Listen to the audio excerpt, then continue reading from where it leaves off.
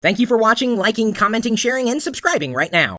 When I first got online, I could never imagine that we would come so far with it in such a short time, really.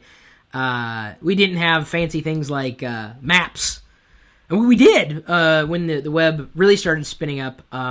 You'd go to a website, and you'd type in where you are and then your destination, and then you would hit print.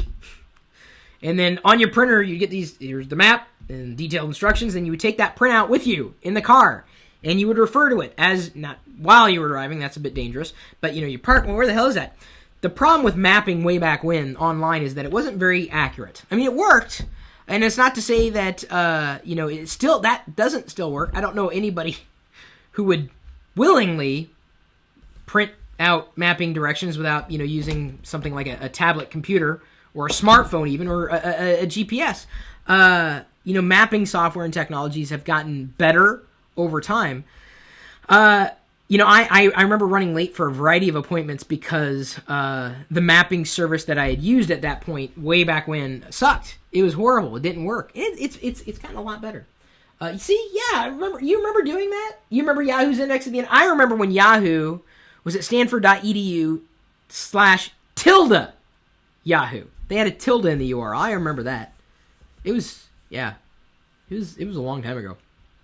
I remember when Yahoo was not even yahoo.com. That's how long I've been doing this stuff. So, do you trust your GPS to get you from point A to point B? And I'm assuming most of the viewers out there have some kind of GPS. What GPS do you use? I mean, I'm with a smartphone or some kind of data plan all the time.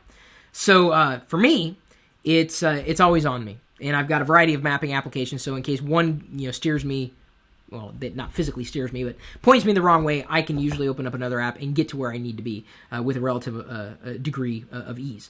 And here's something that's, somewhat related. In terms of trusting technology, do you trust your anti-malware app? So much like you have to trust the GPS software, that mapping software is going to get you from point A to point B, do you trust the security applications that you have on your computer? Why? What makes you trust them? How do you know they're not going to throw out a false positive, or something slips through the cracks and suddenly you're vulnerable? In much the same way, this level of trust that we have with our technology, it's assumed that the software is going to work.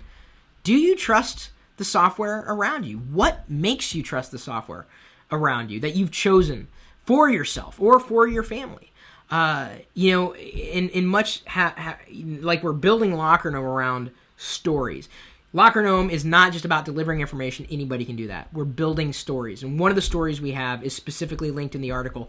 Do you trust your GPS? Do you trust your anti-malware app? It's linked in the video's description. The link should be somewhere. Take a look and then really, start to question, why do you trust software so much?